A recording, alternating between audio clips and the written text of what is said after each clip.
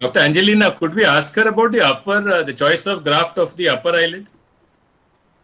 Yes, Uh, sir. Sir, in the upper eyelid, um, Would you like uh, to use a full thickness graft like you mentioned here in the upper eyelid?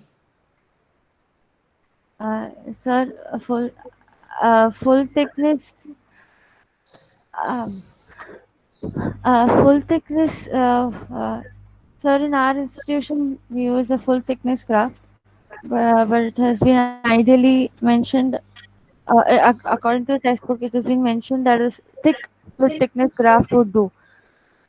Yeah, you're Uh, absolutely right because of, what we find that if it's a full thickness graft, many Context are times, changing now. it prevents the excursion of the upper lid sometimes. But a thick split thickness graft works a little better and then does not disturb the excursion of the upper lid. Doesn't become that problematic. If you take a full thickness graft, thick split thickness graft from the donor side, you're likely to get hypertrophy. How do you prevent a hypertrophy of the donor side in a full thickness graft? Sorry, Dr. Angelina, I just wanted to digress from the main thing. So, how do you prevent hypertrophy? Yes, Yeah. sir, How do please. you prevent the hypertrophy of the donor side if you've taken a full thickness, thick split thickness graft? Is there something that you can do surgically by which you can prevent the donor side from hypertrophy when you've taken a thick split thickness graft? so, surgically, um, Have you heard of somebody putting a thin split thickness graft on a donor side of a thick split thickness graft? Have you heard of that? no, sir. Very often we do that. To prevent hypertrophy, we take a very thin graft from the adjoining area and put it on the area where you've taken the thick split thickness graft. Dr. Okay, Angelina, please continue. Sorry for the interruption. thank you. Oh, so thank you so much for that kindly intervention. Uh, Coming to the eyelid, like Okay. in the lower eyelid, you see a small medial side, that is small uh, defect. Suppose there is a bigger defect. How would you like to correct that? What are the ways of reconstructing a lower eyelid? Uh, I would like to do in this patient, madam, or in general. Yeah, suppose you are trying, that is, you are going to correct that, and you find there is a full thickness loss. There is a full thickness defect of the lower eyelid. What are the layers of lower eyelid? The lower eyelid has the from in inside outward. There's the palpebral conjunctiva. Then you have the tarsal lid. Then you have the orbicularis muscle, Okay. and then the skin. So it has a lining, support, and cover. Yes, Okay. ma'am. So if the defect is small, what would you do? If the full thickness If the defect is defect, less than 30%, if what it can is you less do? than 30%, I would do a primary closure, madam. Primary closure can be done. For If it is larger, larger, I would like to do a local rotation flaps like cheek rotation flap, the tensile flap, or a Mustardi's flap can be done. here it is in the medial side. Medial side, uh,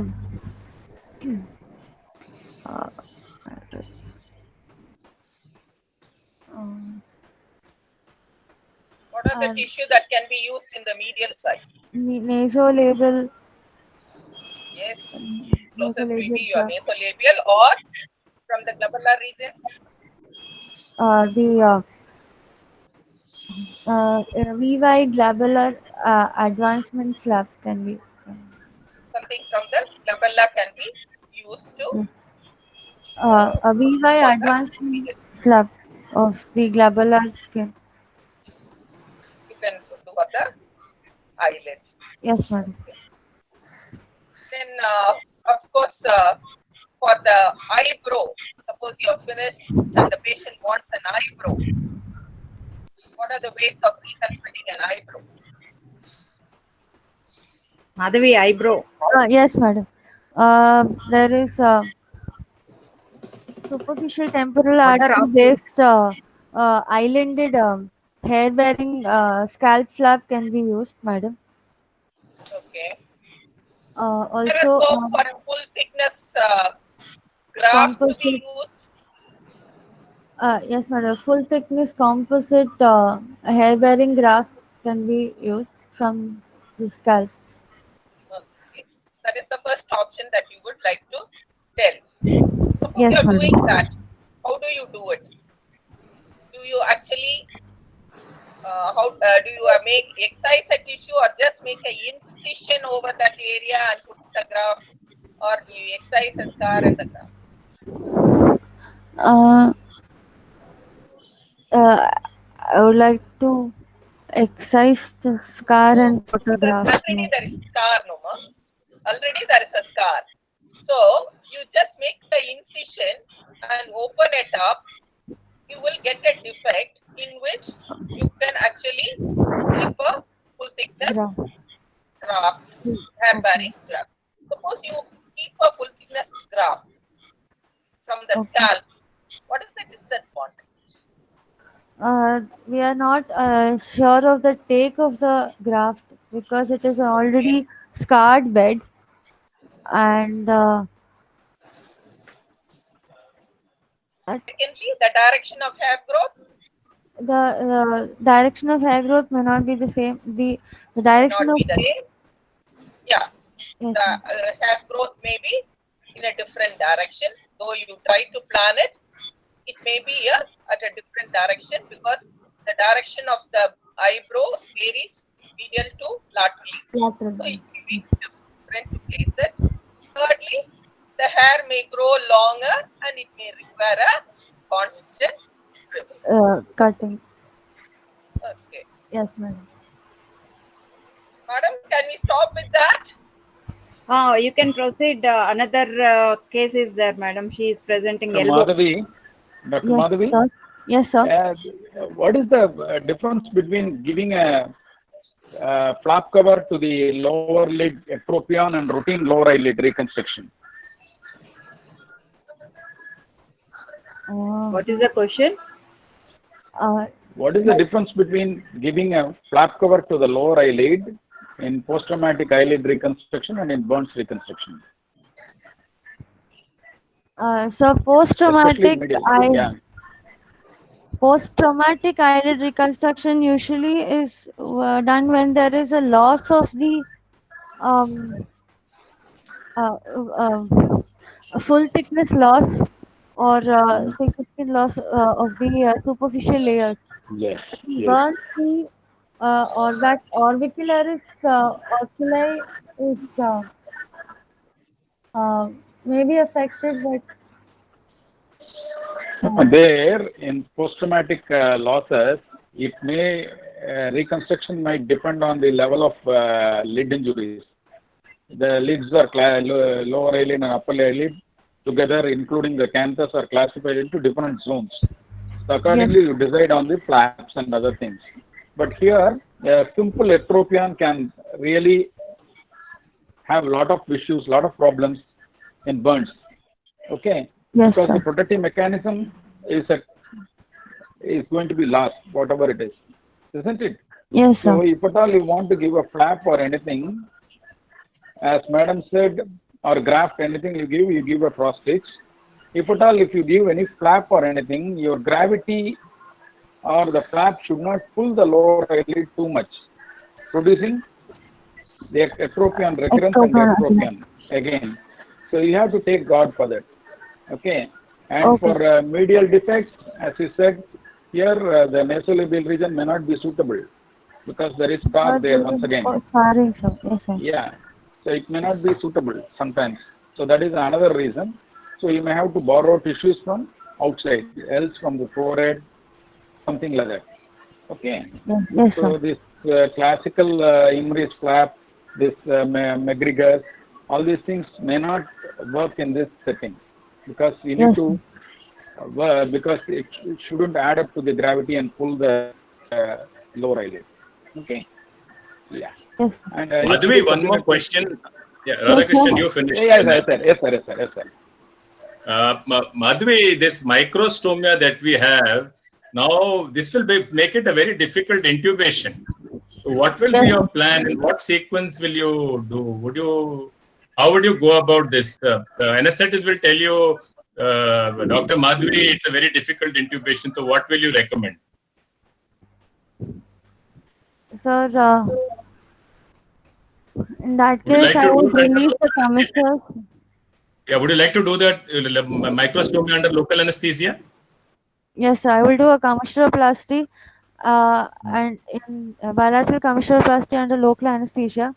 After Yes. releasing, after the commissuroplasty has been done, then they can intubate and we can go ahead with the rest uh, management, sir. Perfect. So that is another reason why when there are multiple deformities, for the sake of anesthesia, microstomia gets a precedence over everything else. In any case, the patient will require repeated intubations. So microstomia is always to be tackled along with, and you said it in your plan and then you mentioned it initially. Your plan was Yes. absolutely perfect. When you draw the flaps for marking for the microstomia, what are the markings? What are your guidelines? How do you go about the lateral extent of your commissuroplasty? So the lateral commissure should be in line with the it should be in the mid pupillary line, sir. And Perfect, perfect, perfect. Oh, that's the answer. That you don't have to say anything beyond that. Anything beyond that. Now, when you take the incision for the commissuroplasty, when you go deep down inside, how deep do you go? What or do you need to cut the orbicularis oris muscle, or do you don't cut the orbicularis oris muscle? sir, the orbicularis muscle has to be cut and resutured. The mucosa has to be incised linearly and it is everted to cover the. I am talking about a YV plasty, sir. Absolutely. But do you always have to resuture the orbicularis oris, or many a times you can just get an adequate release and you can hope for a muscle adhesion to happen automatically? Have you done any microstomia release on your own? Have you seen it being done? I have seen it being done, sir. Yeah. Do you always suture back the orbicularis oris? We had sutured the orbicularis oris, sir. But not always. You don't really have to. One, it can always adhere back. It always adheres back, and there is always some degree of microstomia recurrence also, which happen. Not completely though, but I think the answers you've given good answers. Go ahead, Dr. Lakshmi. Would you like to ask something, Dr. Angelina? Show the markings you have made, Madhavi, Yes, for ma'am. commissuroplasty. It corresponds to the mid-pupillary line. The line in green is the incision on the skin. The one in red would be the incision on the mucosa. This is for YV plasty. And on this side, I have shown a conversus commissuroplasty, where a superiorly placed flap is made of the skin and an inferiorly based flap of the mucosa. The superiorly based flap after release, the skin flap will be inverted to cover the upper lip, and the mucosal flap will be everted to cover the lower lip after release, ma'am. Okay, next problems, you go ahead. Yes, ma'am. After this commissuroplasty and the eyelids release, his other problems are the other problems are the nasal reconstruction. Since nasal reconstruction and other Ella. elective procedures, ALA construction, I will take this up after a period of 3 to 6 months. Once the scars have realigned and they have become supple, it is likely that after the release of the ectropion and the scars get realigned. In which case, if in the availability of the nasolabial skin, I would like to reconstruct the ala with a nasolabial flap as shown in this. And for the skin, I would like to use bilateral distally based septomucosal hinge flaps. Septomucosal hinge flaps. Um, Madhavi, yes, sir. see, because the nasolabial skin is carved already, we discussed, isn't it? Yes, sir. Yes, sir. Both sides it is carved, and septal mucosa we do not know. I don't know how much of because whether it is a closed space burns or anything. History wise, it's not nothing is there. So suppose if the mucosa is also involved in that case, then it will be difficult. So you have to give allowance for that. And what is the basis in which you reconstruct the nose? There are certain principles on which we reconstruct the nose, isn't it? Yes, sir. Yeah. The nose is divided into many subunits, and Yeah. the subunit is the defect is less than 50% of the subunit, then we do not reconstruct the subunit. But if it is involving more than 50% of the subunit, then the whole subunit has to be reconstructed uh, and Okay. as much as What, possible, we would like to use the local tissue. yeah. What are the subunits of the nose? Sir, on the Loud, knee. loud. Yes, sir. The the dorsum of the nose, the lateral walls of the nose. Then, then you have the tip of the nose, the columella. The dorsum, tip, and the columella are the midline subunits. Then the paired subunits include the Yeah. lateral walls of the nose, the alae, the soft triangles, and the That's all. There are six yes, subunits of the nose, that's it, sir. isn't Yes, sir. it? So Yes, you sir. divide them into paired and unpaired subunits. Here, what are the subunits that are involved? Here, bilateral ala are lost, sir. Bilateral Ala. ala. Okay, Yes, sir. then Ala and the soft triangles. Yeah. okay, and lateral wall is not involved, isn't it? Lateral wall defective on its sky. Yes, sir. Okay, so how much of these two subunits are involved? What percentage of these subunits are involved? So, there's complete loss of the ala and the soft triangles. Lateral wall is not involved. Sir. So, Madam, 100%. Angeline, madam? Would you like to? Yeah. Would you like to go ahead with reconstruction now, or if the patient is not worried, you like to leave it like that? I will definitely speak with the patient, and Because the if he is, what would you like to take the patient for reconstructing? pardon, ma'am, your voice was breaking a bit. I couldn't hear that, madam. No, May, before can you please repeat? doing any reconstruction, you like to see the patient about anything, because the nose, the dorsal, and the surrounding, even the mucosal region, the nasolabial region are all scarred. So, before you go ahead with all your flaps, you like to warn the patient about something. How will you counsel the patient? I will. Chance of I will explain to them the chance of failure of these flaps is taken because of the scarring that is failure. present. To Yes, sir. avoid these failures, what are Yes, madam. I would like to take these. Yes, madam. She didn't get the question, madam. rounded with inclusion of a vessel, which can be, that is, if you can include a vessel in that, it would give a better outcome.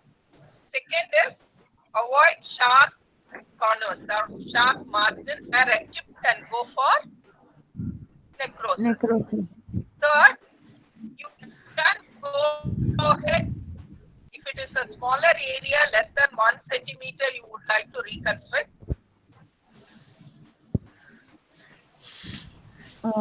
Suppose ear is not away, you can go ahead with the full thickness graft of those. Composite.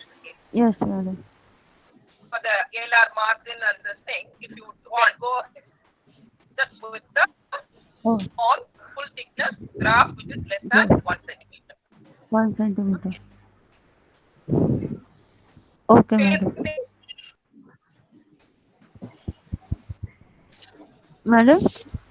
Go ahead. Okay, madam. Proceed. Next, regarding the eyebrows. Eyebrows already discussed. And So the you go for the Eyebrows we discussed. How about Yes, the mustache? I would prefer a hair transplantation because it is a small area on the lateral aspect. A hair transplantation would do better, madam. Okay. And for the lower lip, the patient's lower lip seems to be Release, madam. hypopigmented. What can you do? Suppose he is worried about it. I would resurface it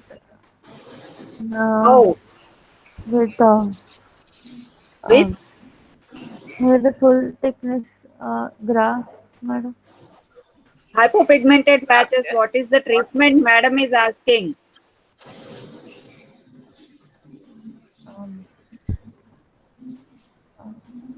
How do you get the pigmentation? Methods. I don't know. Doctor, Yes, sir. Dr. Madhavi, Yes, sir. madam is asking, see, there are vitiligneous patches, isn't it? Yes, sir. Yes, sir. Vitiligneous patches. See, of course, when you do all the reconstruction, the icing on the cake is you try to either camouflage the vitiligneous patches or you try to treat the patches so that pigment gets induced in it. Isn't it? These Yes, are all sir. two ways. Either you induce pigmentation in the vitiligneous patches or you try to camouflage it. Either of the two. Okay. So, what are the procedures which are available for this? For repigmentation, any procedures you know? Sorry, sir. Or anybody else? Anybody else? Nishant? Dermabrasion with very Yes. split graft Yes. is an option. And Dermabrasion with? Very split in skin graft is an option. And Okay. dermabrasion with melanocyte transfer is also an option. Yes. How do you do a melanocyte transfer? For the lip, For melanocyte transfer, we will harvest very thin split in graft, and we will add some solution which would break the What cells solution? in it, and we will make a suspension out of it. And the suspension we will apply it over the dermabrated area and cover it with dry collagen sheets. And Okay. There are certain other things also. Cultured, this thing also. Keratinocyte. Keratinocyte transfer. Hello. for the lip, Sir. Yeah. Madam is asking for the lip. What we do for the lip? Madhavi. Lip hypopigmentation.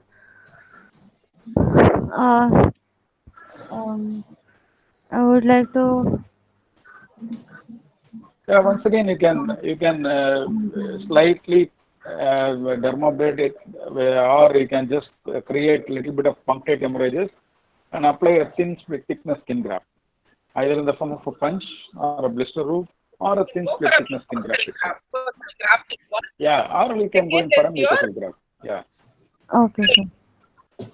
Treatment that way. Suppose the patient is very much worried, you can go advise this that he can have that. That way. That way. Okay, madam. Madhavi, you want to continue with elbow or Nishant?